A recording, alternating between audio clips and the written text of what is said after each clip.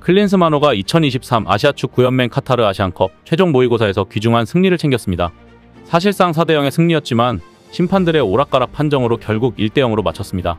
전반전엔 한 골을 더 넣고도 인정받지 못했고 후반에는 2번의 PK를 받아야 했지만 심판의 엉성한 판정으로 유야무야 넘어갔습니다. 더군다나 황금재능 이강인이 상대 선수와 신경전 속에 억울하게 퇴장당하는 악재까지 겪었습니다. 어떤 상황이 있었는지 좀 더 자세히 알아보도록 하겠습니다. 위르겐 클린스만 감독이 이끄는 한국 축구대표팀은 6일 한국 시간 오후 10시 아랍에미리트 아부다비의 뉴욕대 스타디움에서 열린 이라크와 평가전에서 1대0 승리를 거뒀습니다. 이날 클린스만 감독은 손흥민, 김민재, 이강인, 황희찬 등 핵심 멤버들을 벤치에 앉혔고 2군 멤버들의 경기 감각을 끌어올리는 모습이었습니다. 클린스만 감독은 4-1-4-1 포메이션을 꺼내들었는데요. 이재성과 황인범, 김승규를 제외하면 전반은 모두 2군 멤버로 나섰습니다. 오영규가 원톱 역할을 맡았고 황인범, 홍현석이 이선에서 공격을 지원했습니다. 정우영, 이재성은 측면에 배치됐습니다. 수비형 미드필더 박용우가 포백을 보호했고 포백은 왼쪽부터 이기재, 김영권, 정승현, 서령으로 짜여졌습니다. 전반 초반 한국은 수비의 문제를 드러내며 이라크의 깜짝 공세에 어려움을 겪었습니다.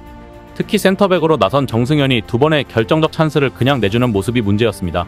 센터백으로서 책임감 있는 볼 처리를 보여주지 못했기 때문인데요. 상대 공격수의 스프린트를 전혀 따라잡지 못하는 건지 뛰지 않는 건지 악착 같은 방어를 하지 못했습니다. 하지만 김승규가 빠른 판단력을 앞세워 뛰어나와 슈퍼세이브를 해냈습니다.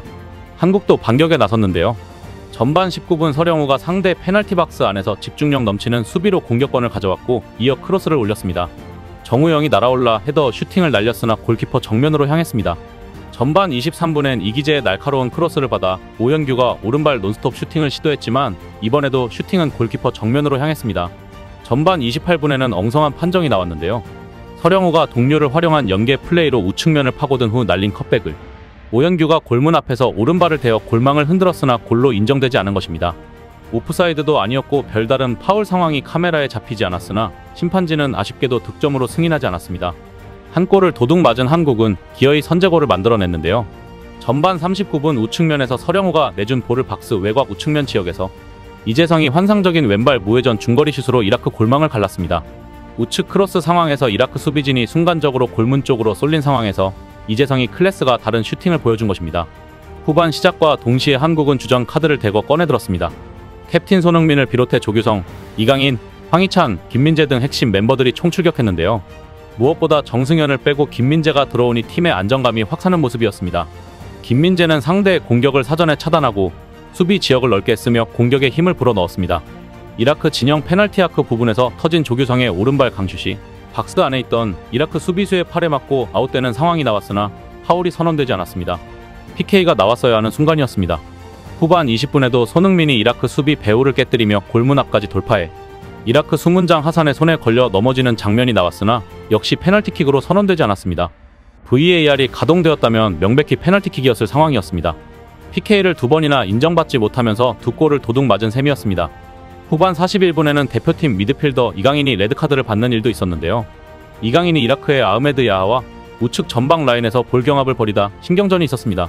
이강인은 상대와 몸이 엉키며 부심에게 어필했지만 상대 선수는 이강인의 얼굴을 팔로 밀고 머리로 박치기까지 했습니다. 평가전이 아니었다면 다이렉트 퇴장을 받을 수 있는 상황이었습니다. 하지만 주심은 이강인과 상대 선수 모두에게 경고를 주었는데요. 이강인은 후반 초반 경고가 한 장 있었던 상황이라 경고 누적 퇴장이 선언됐습니다. 흥분한 이라크 선수의 명백한 비신사적인 도발이었는데 경고를 나눠받는 희생자가 된 셈이었습니다. 그럼에도 실전 대회에서는 이강인이 조심해야 할 부분도 있는데요. 이강인이 한국의 플레이메이커이다 보니 상대 팀의 집중 견제 대상이 될 것이고 때로는 거친 몸싸움으로 신경전을 걸어올 수도 있을 것이기 때문입니다. 그 과정에서 이번 경기처럼 퇴장을 당할 수도 있고 마찬가지로 심판에 석연치 않은 판정이 나올 가능성도 있습니다. 이강인에게 약이 됐을 것이기에 좀 더 냉철한 대처를 할 필요는 있어 보입니다. 이라크가 이날 후반 들어 거칠게 경기를 운영하며 한국 선수들이 유독 쓰러진 장면이 많았는데 주심은 이를 보지도 않고 오히려 같이 경합하는 과정에서 한국에게도 주의를 주고 파울을 선언하는 등 황당한 판정을 이어가 눈살을 찌푸리게 했습니다. 물론 아시안컵에서는 VAR 시스템이 적용되지만 정확한 판정 전까지 선수들의 침착함도 필요할 것으로 보입니다. 또한 클린스만 감독에게는 다소 숙제가 남아있어 보입니다. 첫 번째, 기존 백업 선수들의 경기력인데요. 전반전 나섰던 정우영, 홍현석, 오영규 모두 만족스럽지 못했습니다. 오영규는 적극적으로 수비와 경합을 펼치긴 했으나 골맛을 보지 못했습니다.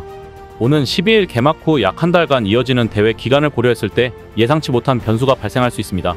이에 백업 선수들이 투입됐을 때도 기존과 같은 경기력을 보일 수 있어야 합니다. 두 번째는 세부 전술인데요. 이번 경기 공격을 전개하는 과정에서 다소 답답함이 보였습니다.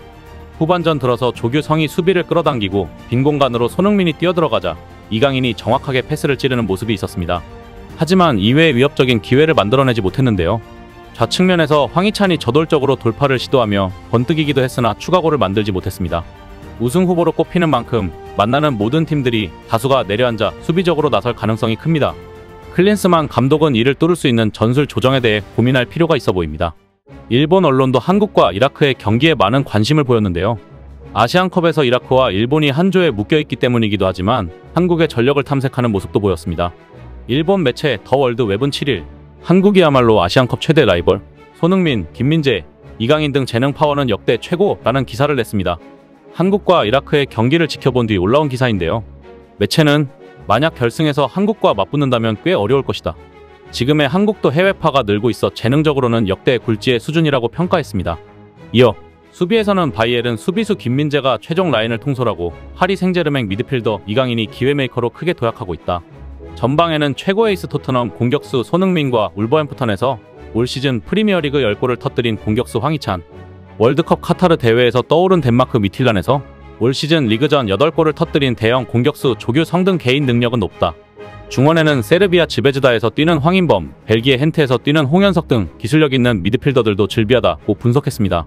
그러면서 재능 있는 해외파로는 일본도 지지 않지만 한국이 편한 상대가 아닌 것은 분명하다고 적었습니다.